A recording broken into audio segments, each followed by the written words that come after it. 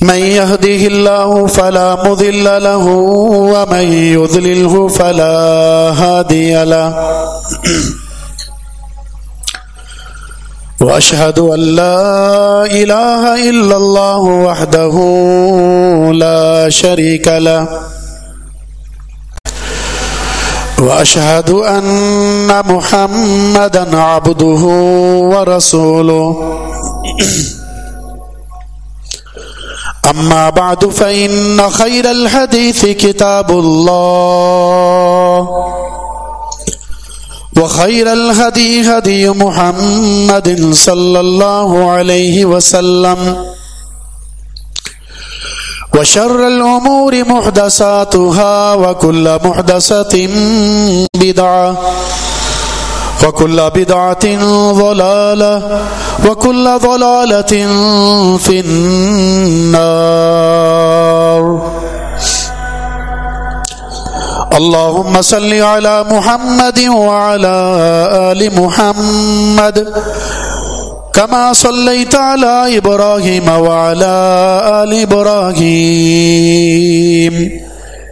إنك حميد مجيد.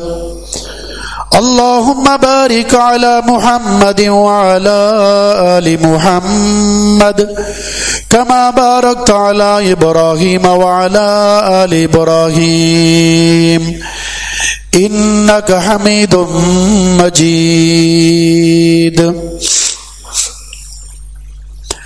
قال الله تبارك وتعالى في كلامه المجيد: فأعوذ بالله السميع العليم من الشيطان الرجيم من همزه ونفخه ونفسه. يا أيها الذين آمنوا اتقوا الله حق تقاته ولا تموتن إلا وأنتم مسلمون. يا أيها الناس اتقوا ربكم الذي خلقكم من نفس واحدة وخلق منها زوجها وبث منهما رجالا كثيرا ونساء واتقوا الله الذي تساءلون به والأرحام إن الله كان عليكم رقيبا. يا أيها الذين آمنوا اتقوا الله وقولوا قولا سديدا يصلح لكم أعمالكم ويغفر لكم ذنوبكم ومن يطع الله ورسوله فقد فاز فوزا عظيما. رب اشرح لي صدري ويسر لي أمري واحلل عقدة من لساني يفقهوا قولي. اللهم انفعنا بما علمتنا وعلمنا ما ينفعنا وزدنا علما. وقال تعالى في مقام آخر: ولا تصعر خدك للناس ولا تمشي في الأرض مرحا.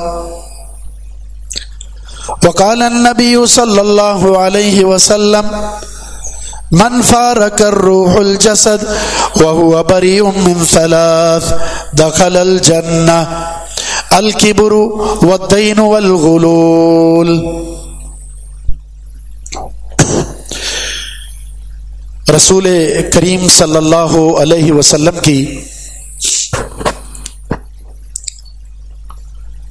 گلدستہ احادیث میں سے احادیث کا ایک مجموعہ ایسا بھی ہے جس کو آپ کی خصوصیات میں سے ایک خاصے کے طور پر جانا اور پہچانا جاتا ہے، اور وہ ہے آپ کا جوامع الکلم ہونا. آپ بڑے مختصر سے الفاظ میں بہت کچھ سکھا دیتے ہیں.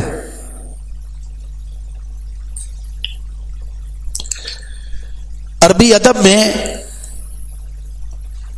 کلام کی بہت ساری قسمیں ہیں، انداز کلام کی. ان میں سے ایک ہے ایجاز. قرآن کے اندر بھی ایجاز ہے اور پیارے پیغمبر کے فرمان کے اندر بھی ایجاز ہے۔ ایجاز کا مطلب ہوتا ہے جامعیت، الفاظ بڑے مختصر ہوتے ہیں لیکن مفہوم بڑا وسیع ہوتا ہے، میسج اور پیغام بڑا وسیع ہوتا ہے۔ ان میں سے ایک حدیث آج کے اس خطبے کے عنوان کے طور پر ہم آپ کے سامنے پیش کرتے ہیں۔ یہ حدیث جامع ترمذی کے اندر سیدنا ثوبان رضی اللہ تعالیٰ عنہ سے صحیح سند کے ساتھ مروی ہے۔ آپ صلی اللہ علیہ وسلم کا فرمان ہے، جس انسان کی روح پرواز ہوتی ہے وہ اس دنیا سے رخصت ہوتا ہے، جسم کا ساتھ اس کی روح چھوڑ دیتی ہے، اور وہ بندہ 3 چیزوں سے بچا ہوا ہو وہ جنت میں چلا جائے گا۔ 3 خرابیاں کہہ لیں، 3 اخلاق سے گری ہوئی حرکتیں کہہ لیں، اخلاق سیئہ کہہ لیں، بری خصلتیں کہہ لیں، اگر بندہ ان سے بچا ہوا ہے تو یہ شخص جنت میں چلا جائے گا۔ نمبر 1 کبر، نمبر 2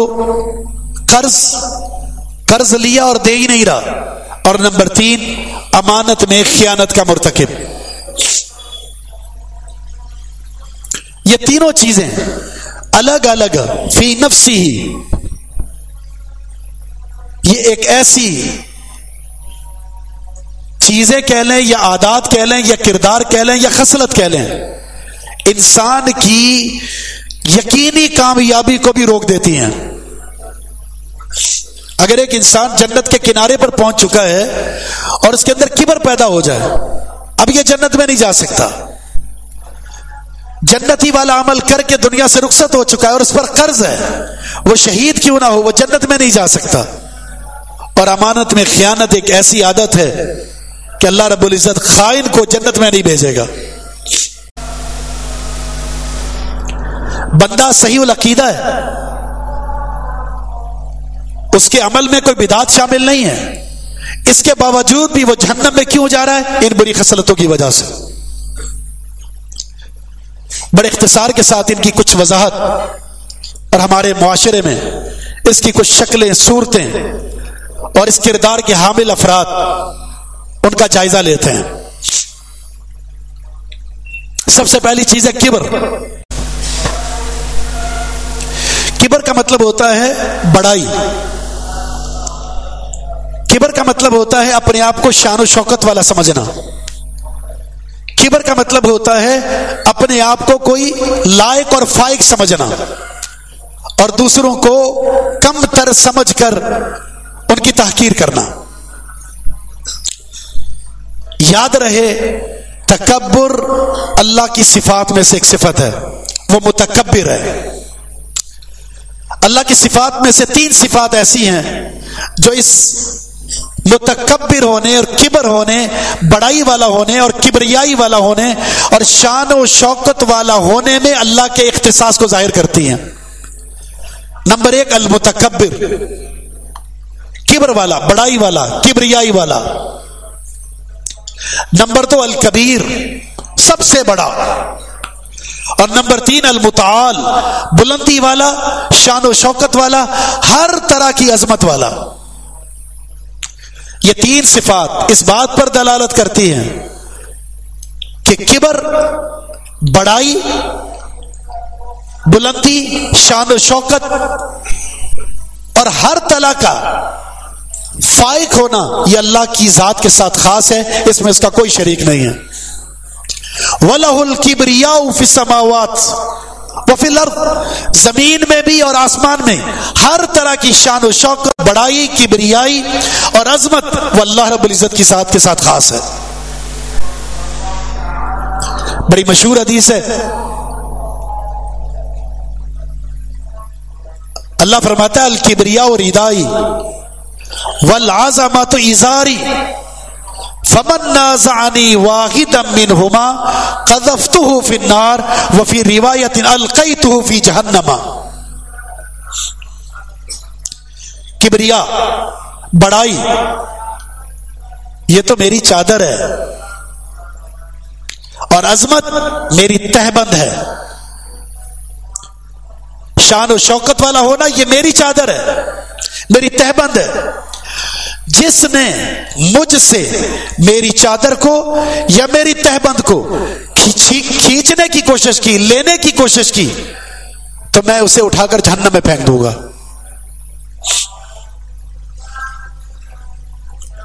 تو اس حدیث کا خلاصہ بھی وہی ہے، ہر طرح کی کبریائی، ہر طرح کا بڑاپن، ہر طرح کا کبر اور ہر طرح کی عظمت، ہر طرح کی شان و شوکت اللہ کی ذات کے ساتھ خاص ہے، اس میں اس کا کوئی شریک نہیں ہے۔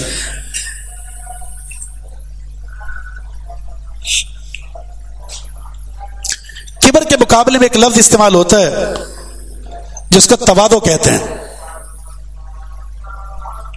ہر طرح کی تواضع ہمارے لیے وہ ہم نے اختیار کرنی، عاجزی، انکساری، جھکاؤ، شکست خوردہ ہونا، دوسرے کے سامنے سرنڈر کر لینا، تسلیم خم کر لینا، یہ ہمارے لیے، اور اللہ تعالیٰ ان تمام چیزوں سے پاک ہے۔ اس لیے ایک ادب سکھایا گیا، جب چڑھائی پر چڑھیں تو کیا کہنا ہے؟ اللہ اکبر۔ آپ جتنے بھی اوپر چلے جائیں اللہ سب سے بڑا ہے، آپ اس کی اس کبریائی میں، اس کے بڑے پن ہونے میں آپ اس کے کسی بھی حصے میں شریک نہیں ہو سکتے، جتنی بھی منزلیں اوپر کو طے کر لیں۔ آپ اللہ اکبر کا نعرہ بلند کریں کہ بڑا صرف اللہ ہے۔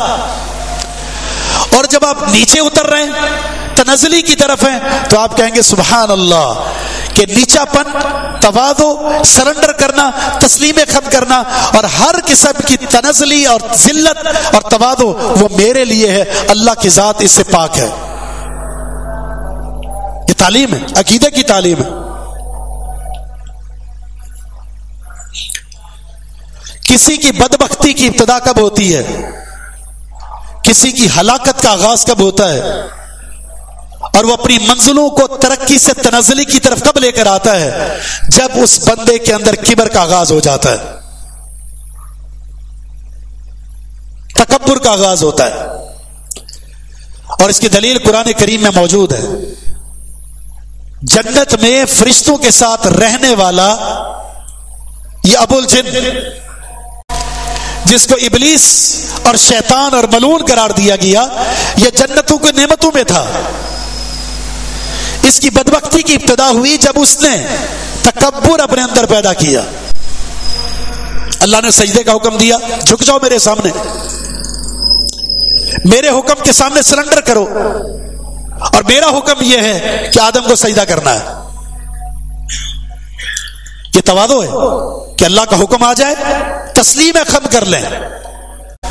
وہ آپ کے وجود میں، آپ کے حق میں، آپ کے خاندان کے حق میں، آپ کے مذہب کے حق میں، آپ کے موقف کے حق میں، آپ کی جماعت کے حق میں وہ خلاف بھی ہو، لیکن کتاب و سنت کا فیصلہ آنے کے بعد تواضع یہ ہے اور کبر سے بچاؤ یہ ہے کہ آپ تسلیم خم کر لیں۔ اللہ فرماتا ہے وَإِذْ قُلْنَا لِلْمَلَائِكَةِ اسْجُدُوا لِآدَمَ فَسَجَدُوا إِلَّا إِبْلِيسَ أَبَى وَاسْتَكْبَرَ وَكَانَ مِنَ الْكَافِرِينَ۔ ہم نے کہا سجدہ کرو، سب نے سجدہ کیا سوائے ابلیس کے، اس نے انکار کیا اور تکبر کیا۔ تکبر، اس کے اندر بڑائی اور اس کے اندر کبر، اس نے اللہ رب العزت کے صریح حکم کو ماننے سے انکار کر دیا، اور اس کی وجہ بھی اللہ نے قرآن میں بیان کر دی۔ اللہ نے پوچھا ما منعک اللہ تسجد اذ امرتک، اے ابلیس یہ تو بتاؤ جب میں نے تجھے حکم دیا سجدہ کرنے کا، میرا صریح حکم مل چکا، تو تجھے کس چیز نے روکا سجدہ کرنے سے؟ تو اس نے کیا کہا؟ انا خیر من خلقتنی من نار وخلقتہ من طین، میں اس سے بہتر ہوں، تو نے مجھے آگ سے پیدا کیا اور اسے مٹی سے، اور آگ کے لیے بلندی ہے، مٹی کے لیے تنزلی ہے، تو جسے بلندی ہو وہ تنزلی کے سامنے کیسے جھک سکتا ہے؟ انا، یہ انا ایک ایسی چیز ہے عربی میں ہے یا اردو میں ہے؟ انا کا مطلب میں، بس میں ہی سب کچھ ہوں۔ وہ حسن و جمال کی وجہ سے، وہ مال و دولت کی وجہ سے، وہ نسب کی وجہ سے، وہ خاندان کی وجہ سے، وہ کسی عہدے کی وجہ سے، انداز گفتگو کی وجہ سے، انداز تقریر کی وجہ سے، انداز تلاوت کی وجہ سے، انداز تدریس کی وجہ سے، تجربے کی وجہ سے، ذہانت کی وجہ سے، فطانت کی وجہ سے، کسی بھی وجہ سے آپ کے اندر یہ بات پیدا ہو جائے کہ میں اس سے بہتر ہوں، تو آپ ابلیس کے اس درجے پر چلے جائیں گے جس کی وجہ سے اس کی بدبختی کی ابتدا ہوئی تھی۔ اس نے بھی یہی کہا تھا، اللہ کے احکامات کے سامنے تسلیم خم کرنے کے بجائے اس نے کہا میں بہتر ہوں، اور یہ بدبختی کی ابتدا ہے۔ اللہ نے کیا کہا؟ فَاهْبِطْ مِنْهَا، یہ جو ترقی ہم نے دے رکھی تھی نا، اب تمہارے اندر تمہاری گردن میں آ گیا سریا، اب تم جھکنا نہیں چاہتے، تو اب ہم جھکائیں گے تمہیں، نیچے اترو اس جنت سے۔ فما يكون لك ان تتكبر فيها، تمہارے لیے تو یہ جائز ہی نہیں تھا کہ تم کبر کرتے۔ فخرج انك من الصاغرين، اب تجھے ترقی نہیں، اب تو ذلت اور پستی کا شکار ہونے والے لوگوں میں ہوگا، اب نیچے اتر جائے یہاں سے۔ تعز من تشاء وتذل من تشاء، وہ جسے چاہے عزت دیتا ہے اور جسے چاہے ذلیل اور رسوا کر دیتا ہے۔ عزتیں ملتی ہمیشہ تواضع کی وجہ سے، انکساری کی وجہ سے، اپنے اندر تواضع پیدا کرنے کی وجہ سے، اپنے اندر سے کبر نکالنے کی وجہ سے، اور ذلت اور رسوائی انسان اپنے لیے لکھ لیتا ہے، مقدر کر لیتا ہے اس کبر اور تکبر کی وجہ سے۔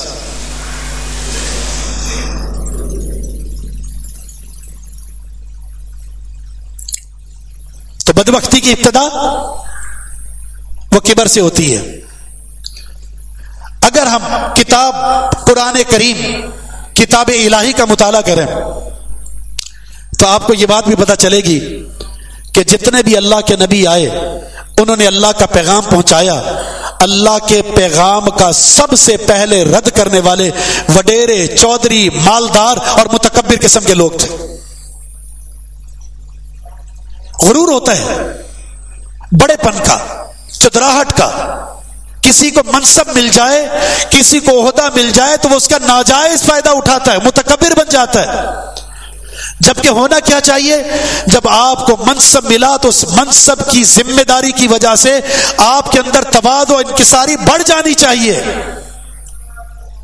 اور آپ جانتے ہیں جب مکہ فتح ہوا، وہ مکہ جہاں سے رسول اللہ صلی اللہ علیہ وسلم کو نکالا گیا تھا، جہاں آپ کا بچپن گزرا، جہاں آپ کے خاندان والے رہتے تھے، جہاں آپ کی ولادت تھی، جہاں آپ کا گھر تھا، جہاں آپ کا سب کچھ تھا، لیکن اللہ کے دین کی بات کو پھیلایا تو مشکل ہوئی اور وہاں سے نکال دیا گیا، اور آج اللہ رب العزت نے 8 سال بعد اس کا فاتح بنا کر مکہ میں داخل کیا ہے۔ ایک عہدہ ملا ہے، عہدہ کیا؟ اب فاتح مکہ ہے، اب مکہ کے بھی حکومت کرنے والے بن گئے۔ لیکن اللہ کے رسول جب مکہ میں داخل ہو رہے ہیں، آپ کا چہرہ مبارک جھکا ہوا ہے، آنکھوں سے آنسو ہیں، اور تواضع، انکساری اور عاجزی کا ایک عظیم پیکر بن گیا،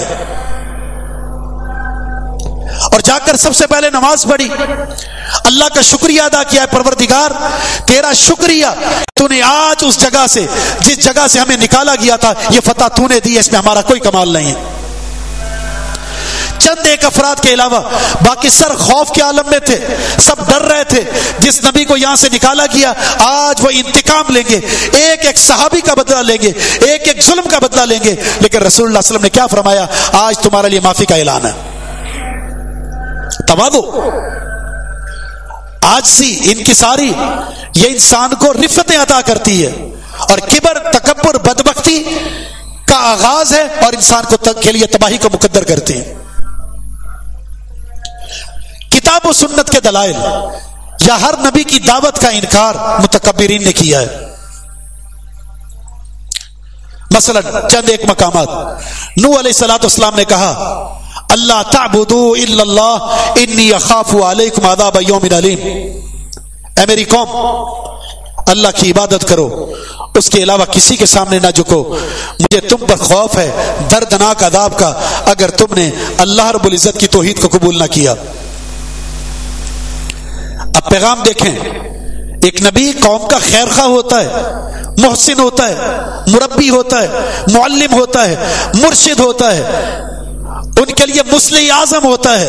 اس نبی نے خیر خواہی کے جذبے کے ساتھ قوم کو سمجھانا شروع کیا، اور اس قوم کے چودھریوں نے، وڈیروں نے، عہدے داروں نے، عہدے کی لالچ رکھنے والوں نے جب دیکھا ہمارا منصب چھن جائے گا، پگڑی اتر جائے گی، عزتیں ختم ہو جائیں گی، لوگ اس نبی کی بات کو ماننے والے بن جائیں گے اور ہماری بات کو کوئی سننے والا نہیں ہوگا، انکار کرتے ہوئے کھڑے ہو گئے۔ فقال الملأ الذين كفروا من قومه ما نراك الا بشرا مثلنا وما نراك اتبعك الا الذين هم ارادلنا بادي الرأي وما نرى لكم علينا من فضل بل نظنكم كاذبين۔ کیا کہا قوم کے سرداروں نے، چودھریوں نے، وڈیروں نے؟ ہم یہ سمجھتے ہیں تم ایک انسان ہو، اور تیری بات جو بھی مانے گا ہماری نظروں میں بادی اور رائے، ہم سرسری نظر کا جائزہ لے کر یہ بتا سکتے ہیں تیری بات کو ماننے والے ذلیل لوگ ہیں،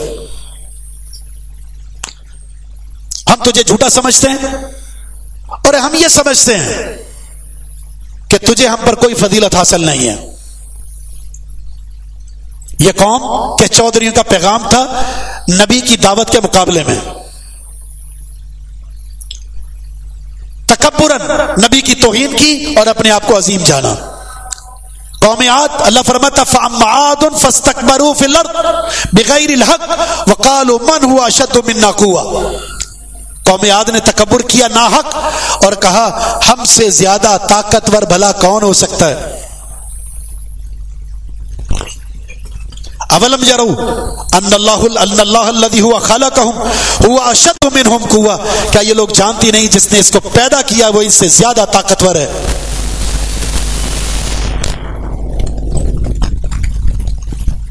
قال الملأ الذين استكبروا من قومه لنخرجنك يا شعيب والذين آمنوا معك۔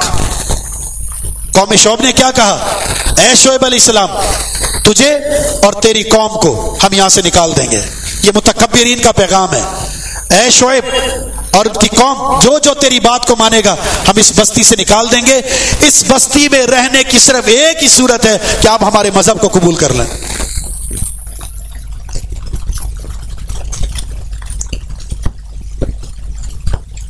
بنی اسرائیل کے پاس بہت سارے انبیاء آئے، کیا ہوا؟ افکلما جاءکم رسول بما لا تہوی انفسکم استکبرتم ففریقا کذبتم وفریقا تقتلون۔ اے بنی اسرائیل، تمہارے پاس بہت سارے اللہ کے رسول آئے، لیکن جب ان رسولوں نے وہ دعوت دی جو تمہیں پسند نہیں تھی، تمہارے مزاج کو بھلی نہیں لگتی تھی، تم نے تکبر کیا، انبیاء کی ایک جماعت کو جھٹلایا اور انبیاء کی ایک جماعت کو تم نے قتل کر دیا۔ وقارون وفرعون وہامان وَلَقَدْ جَاءَهُم مُوسَىٰ بِالْبَيِّنَاتِ فَاسْتَكْبَرُوا فِي الْأَرْضِ وَمَا كَانُوا سَابِقِينَ۔ قارون، فرعون، حامان موسیٰ علیہ السلام واضح نشانیاں لے کر ان لوگوں کے پاس آئے،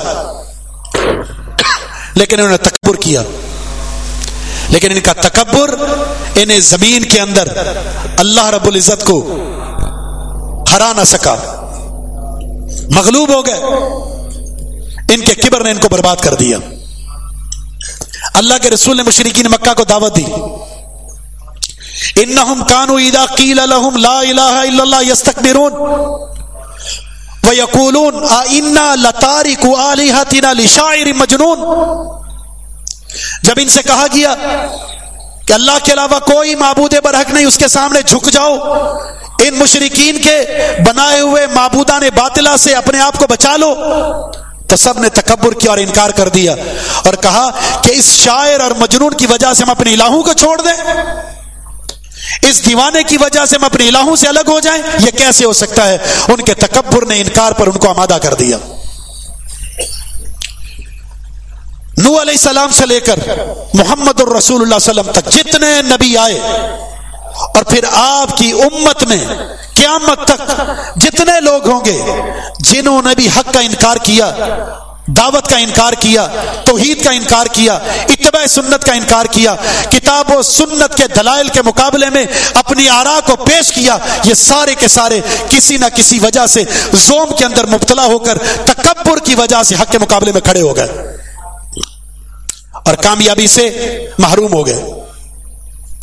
اس لیے کہ تکبر انسان کو بد بدبخت بناتا ہے اور اس تکبر کی وجہ سے انسان اپنے آپ کو ہلاک کر لیتا.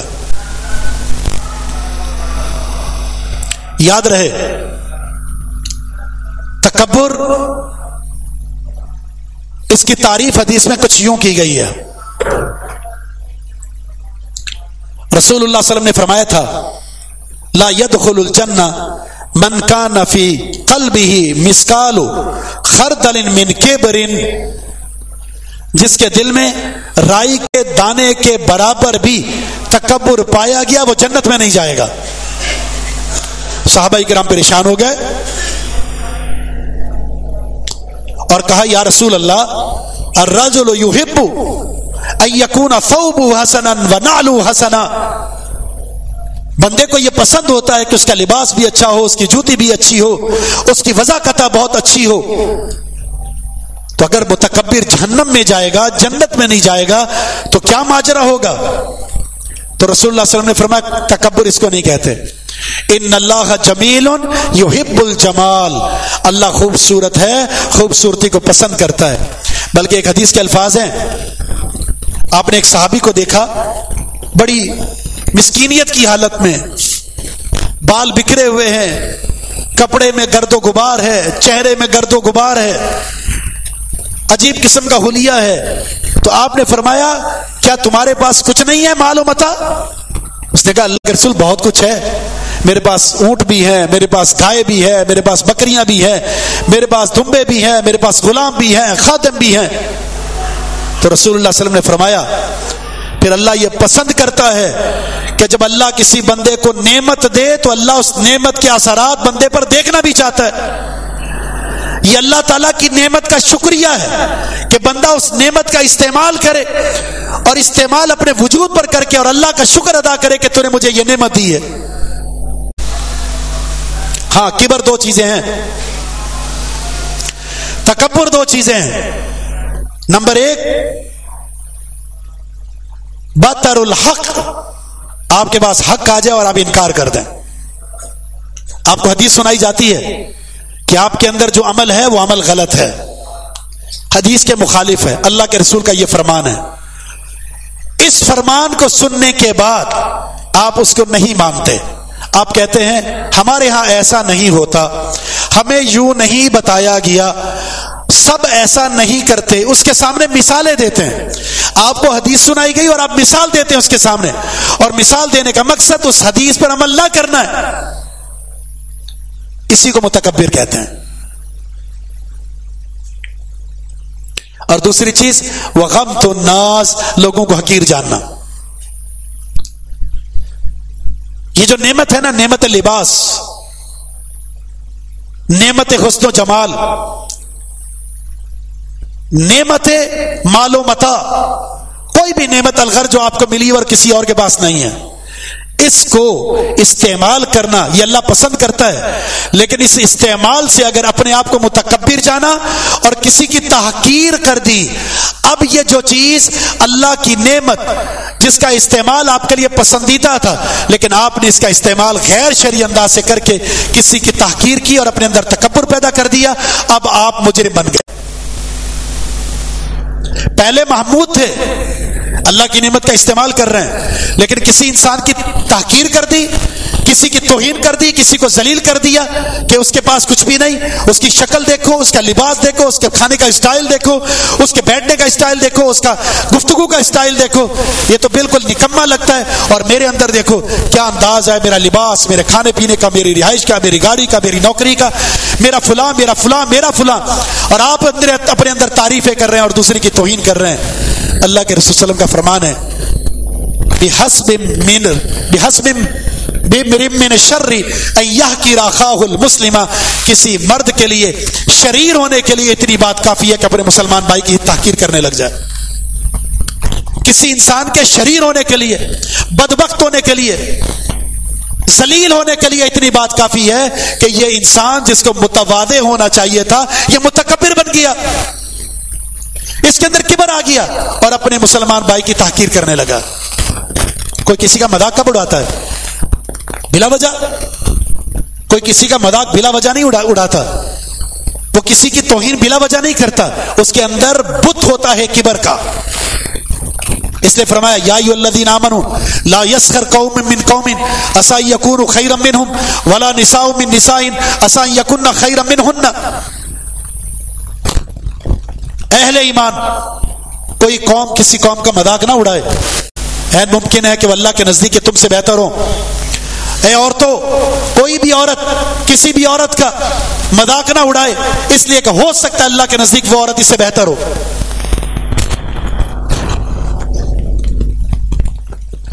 تحقیر یہ کبر کی نشانی ہے. کسی کی توہین کبر کی نشانی ہے. کسی کی تذلیل یہ کبر کی نشانی ہے. کسی کو دھکے مار کے نکال دینا یہ کبر کی نشانی ہے. اور کسی کو دیکھ کر کراہت محسوس کرنا یہ کبر کی نشانی ہے. اگر ہم تکبر کو تقسیم کریں تو یہ 3 قسمیں بنے گی. اس کی صورتیں الگ ہیں. ایک الکبر علی اللہ، الکبر علی الرسول والکبر علی الناس. اللہ پر تکبر، اس کے رسول پر تکبر اور لوگوں پر تکبر. اللہ کا فرمان آیا، آپ کو سنایا گیا، قرآن کی آیت پڑھ کر بتائی گئی، دین کا مسئلہ آپ کو بتایا گیا اور آپ اس کو قبول نہیں کرتے. متکبر یہ انسان ہے. اذا تتلی علیہ آیاتنا واللہ مستکبرا کأن لم یسمعها کأن فی اذنیہ وقرا فبشروا بعذاب علیم. جب آیت پڑھ کر سنائی گئی وہ اس طرح اعراض کرتا ہے جس طرح اس کے کان میں کوئی پردہ ہے، وہ بات کو سن ہی نہیں رہا. ایسے انسان کو خوشخبری سنا دو، اللہ کے ہاں اس انسان کے لیے دردناک عذاب ہے. اللہ کی آیت کا مذاق اڑانا. دنیا کے اندر آج مذاق میں غیر مسلم تو مذاق کرتے ہی تھے، مسلمان بھی مذاق کرتے ہیں. اللہ تعالیٰ کی آیات کا، اس کے رسول کے فرامین کا اور دین کے احکامات کا مذاق اڑاتے ہیں. اپنی شاعری میں، اپنے لطیفوں میں، اپنے تضحیکیہ انداز میں وہ ان چیزوں کو نشانہ بناتے ہیں اور مذاق کرتے ہیں. اب اللہ و آیاتی و رسولی کنتم تستہزئون لا تعتذروا قد کفرتم بعد ایمانکم. کیا تم اللہ کی آیات کا، اس کے رسول کا، اس کے دین کا مذاق اڑاتے ہو؟ تم نے کفر کیا ہے، تم معذرت مت کرو، تمہاری معذرت اب قبول نہیں ہوگی. مسلمانوں، اللہ کے احکامات، اس کے رسول کے احکامات، اس کے دین کے احکامات، شریعت، یہ دین، اس کا دفاع کیا جاتا ہے، نہ کہ اس کا مذاق اڑایا جائے. اور اگر کوئی مذاق اڑاتا ہے یہ کفر کے مثل عمل ہے. اپنے لطیفوں میں، اپنے مزاحیہ کلام کے اندر دین کے کسی مسئلے کو مذاق کے طور پر پیش نہ کریں.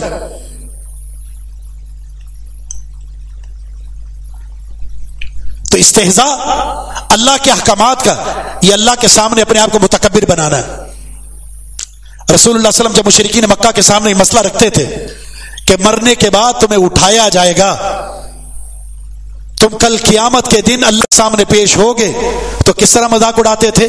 قبر کے اندر سے کوئی باسی ہڈی اٹھا کر لاتے، آپ کے سامنے لا کر اس کو دباتے اور وہ ریزہ ریزہ ہو جاتی اور کہتے کیا اس ہڈی سے اٹھایا جائے گا ہمیں؟ اگر تم کہتے اٹھایا جائے گا تو فاتو بآبائنا ان کنتم صادقین، ہمارے باپ دادا جو فوت ہو چکے ہیں زندہ کر کے لائیے.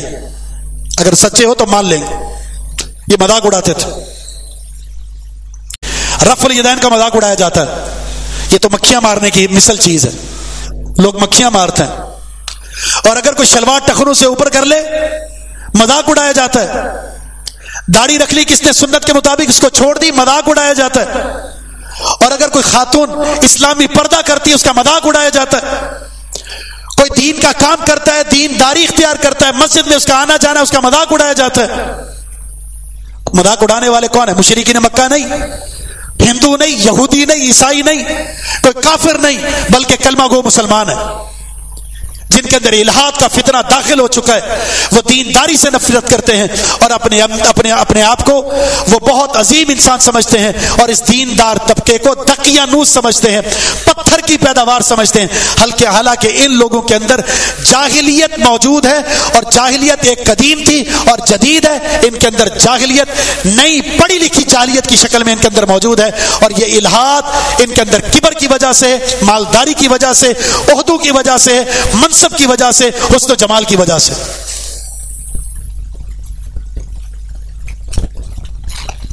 قرآن میں موجود ہے مالداری کی وجہ سے جس کے اندر کبر پیدا ہوا تھا، قارون۔ ان قارون کان من قوم موسیٰ فبغى علیہم، سرکشی کر لی، اپنے آپ کو جبار سمجھنے لگا، کسی کو انسان ہی نہیں سمجھتا تھا، متکبر۔ تو کس وجہ سے کبر کرتا ہے؟ مال کی وجہ سے۔ یہ مال اللہ کی عطا ہے، اللہ دیتا ہے تو لے بھی سکتا ہے۔ اللہ رب العزت نے مال سمیت زمین میں دھنسا دیا۔ فرعون کس چیز کا کبر تھا؟ اللہ کے احکامات موسیٰ علیہ السلام نے سنائے، انکار کر دیا۔ ان رسولکم الذی ارسل الیکم لمجنون، کہے قوم یہ رسول جو تمہیں اللہ کی طرف بلانے آیا ہے یہ تو دیوانہ لگتا ہے، میرے علاوہ انا ربکم الاعلی، بادشاہ میں، رب میں، میرے سامنے کون دوسرا رب ہو سکتا ہے؟ سرکشی حد سے بڑھ گئی، عہدے کا، منصب کا ناجائز فائدہ اٹھایا۔ اللہ اگر عہدہ دیتا ہے تو وہ لے بھی سکتا ہے، رب العالمین نے پانی کے اندر غرق کر دیا۔ کس چیز کا تمہیں لالچ ہے؟ کس چیز پر گھمنڈ ہے تمہیں؟ کس چیز کی وجہ سے تمہارے اندر کبر پیدا ہوا ہے؟ جس چیز کی وجہ سے بھی گھمنڈ پیدا ہوگا، ہر اس چیز کا مالک اللہ ہے۔ حسن و جمال اللہ نے دیا، اور اللہ رب العزت نے چہروں کو مسخ کر دیا تھا قوم کے، جنہوں نے اللہ کے احکامات کے سامنے کھڑے ہو کر کبر کیا تھا۔ جو اللہ کے احکامات کے سامنے کھڑے ہوئے، اللہ رب العزت نے انہیں بندر اور خنزیر بنا دیا۔ جو اللہ کے احکامات کے سامنے کھڑے ہوئے کبر کیا، اللہ نے زمین میں دھنسا دیا۔ اللہ رب العزت متکبر کو پسند نہیں کرتا۔ پیغمبر کی بات آپ کے سامنے آئے اور آپ اس کے سامنے متکبر بن کر کھڑے ہو جائیں، میں نہیں مانتا، ہمارے مسلک میں یوں نہیں ہوتا، میرے امام کا یہ قول نہیں ہے۔ حدیث رسول کے انکار کی یہ جرت اس انسان کو ایسا بدبخت بناتی ہے کہ ساری زندگی حدیث پر عمل نہیں کر سکتا۔ وہ اللہ کے رسول نے ایک شخص کو دیکھا، صحیح مسلم کی حدیث ہے، الٹے ہاتھ سے کھانا کھا رہا ہے۔ آج ہم مسلمانوں کا یہ وتیرہ بن چکا ہے، الٹے ہاتھ سے چائے پیئیں گے، الٹے ہاتھ سے کھانا کھائیں گے، مزاج بن چکا ہے۔ شادی حالوں میں چلے جائیں، جانوروں کی طرح کھانا کھاتے ہیں کھڑے ہو کر۔ اللہ کے رسول صلی اللہ علیہ وسلم، بلکہ قرآن میں یہ موجود ہے، ان کے کھانے کے انداز جانوروں والے ہوں گے۔ یہ متکبرین، یہ جبار، یہ سرکش قسم کے لوگ کھڑے ہو کر کھانا کھانا، الٹے ہاتھ سے کھانا کھانا، اور حلال اور حرام کی تمیز کو چھوڑ کر کھانا کھانا، شرعی آداب کو چھوڑ کر کھانا کھانا، یہ انسان کو جانور کے ساتھ تشبیہ دیتا ہے۔ الٹے ہاتھ سے کھانا کھا رہا ہے۔ اللہ کے رسول نے اسے دیکھا اور آپ نے فرمایا کہ کل بالیمینک، دائیں ہاتھ سے کھانا کھاؤ۔ حدیث جب کسی کو سنائی جائے، اس کی غلطی کی اصلاح کی جائے، کچھ لوگ تسلیم خم کرتے ہیں، بالکل میری غلطی ہے میں مان لیتا ہوں، اور کچھ لوگ انا کا مسئلہ بناتے ہیں، انا کا۔ اس نے کہا کہ لا استطیع، میں طاقت نہیں رکھتا، یعنی سیدھی بات اس نے کہا کہ میں دائیں ہاتھ سے نہیں کھا سکتا، آپ کی بات کو قبول نہیں کروں گا۔ آپ نے لستطعت، اگر تو کہہ رہا ہے نا میرے اندر طاقت نہیں ہے، تو اللہ تجھے اس حدیث پر، میرے اس فرمان پر عمل کرنے کی توفیق بھی نہ دے۔ حدیث کے الفاظ ہیں ما منع الا الکبر، اس بندے کو حدیث رسول پر عمل کرنے میں اس تکبر نے روکا، اور اس کے بعد جب تک وہ زندہ رہا اس کا دایاں ہاتھ شل ہو گیا، وہ اوپر اٹھ ہی نہیں سکا۔ یہ کوئی معمولی بات نہیں ہے۔ آپ جانتے ہیں کائنات میں کسی بھی انسان کی بات کا انکار کرنا یہ کفر نہیں ہے، لیکن اگر محمد الرسول اللہ صلی اللہ علیہ وسلم کی بات کا انکار کر دیا یہ کفر ہے۔ دنیا قربان ہو سکتی ہے لیکن حدیث رسول کو نہیں چھوڑا جا سکتا۔ تکبر آپ کو کتاب و سنت کی طرف آنے سے روکتا ہے۔ اگر آپ کے اندر کبر نہیں ہے، تواضع موجود ہے، یہ تواضع حدیث رسول اور سنت رسول پر عمل کرنے کے لیے آمادہ کرتا ہے۔ اگر آپ کہیں کہ اس کی صورتیں کیا ہیں، تو کچھ صورتیں ایسی ہیں جس کو ہم صورت سمجھتے ہی نہیں ہیں۔ مثلا کبر کی ایک صورت تو یہ ہے، رسول اللہ صلی اللہ علیہ وسلم کا فرمان ہے، من جر ثوبہ خیلا لم ينظر اللہ الیہ یوم القیامہ، شلوار کو ٹخنوں سے نیچے رکھنا یہ تکبر ہے۔ یہ حدیثیں ایک بار نہیں، سینکڑوں بار آپ نے سنی ہوں گی، سینکڑوں بار۔ اس کے بعد سننے کے بعد بھی اگر کسی مرد کی شلوار ٹخنوں سے اوپر نہیں ہوتی، اسے معلوم ہے اس کی شلوار ٹخنوں سے نیچے ہے، پھر بھی اوپر نہیں کرتا، اور یاد رہے کہ اس کا تعلق نماز سے نہیں ہے، ہمیشہ سے، اب نماز میں ہے یا نماز میں نہیں ہے۔ مرد اور عورت کے لباس میں فرق ہے۔ عورت کے لباس کا حصہ ہے کہ اس کا پورا پاؤں کور ہوگا، ٹخنوں سے نیچے پاؤں کو کور کر رہی ہوگی اس کی شلوار، اس کا لباس، اور مرد کا لباس ٹخنوں سے اوپر ہوگا، ٹخنوں کو نہیں چھپائے گا، یہ فرق ہے۔ اور اگر کوئی مرد لباس میں عورت کی مشابہت اختیار کرتا ہے تو اس پر لعنت ہے۔ اور اللہ رب العزت کل قیامت کے دن ایسے متکبر انسان کی طرف نظر رحمت نہیں فرمائے گا جو اپنی شلوار کو نیچے رکھتا ہے۔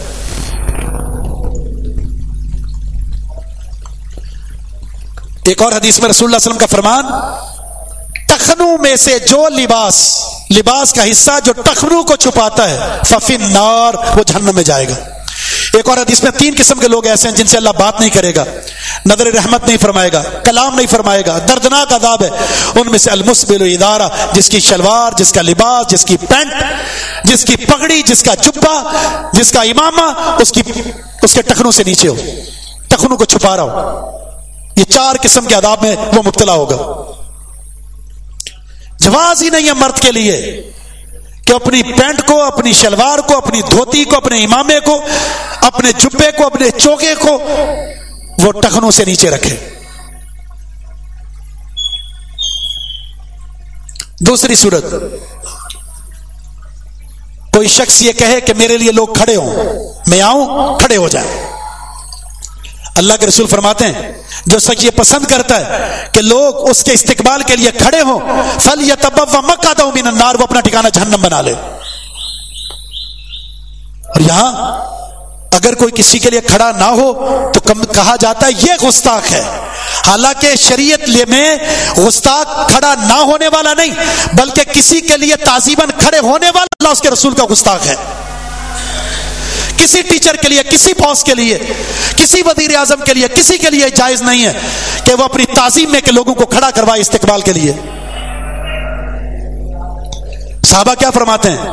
اللہ کے رسول کی آمد پر ہم کھڑے نہیں ہوتے تھے، اللہ کے رسول آتے تھے ہم کھڑے نہیں ہوتے تھے۔ کیوں؟ اللہ کے رسول نے ہمارے لیے منع کر دیا تھا کہ آپ کے لیے کھڑا نہ ہوا جائے، کیونکہ قیام تعظیماً صرف ایک اللہ کے لیے ہے۔ کبر ہے۔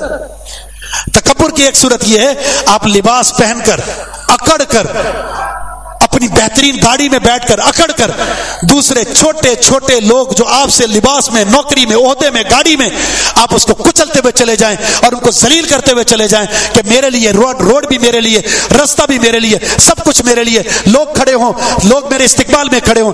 ایسا جو اپنے کسی بھی نعمت میں تکبر کرتا ہے، متکبر بنتا ہے، ایسا انسان بھی اللہ رب العزت اس انسان پر غضبناک ہوگا۔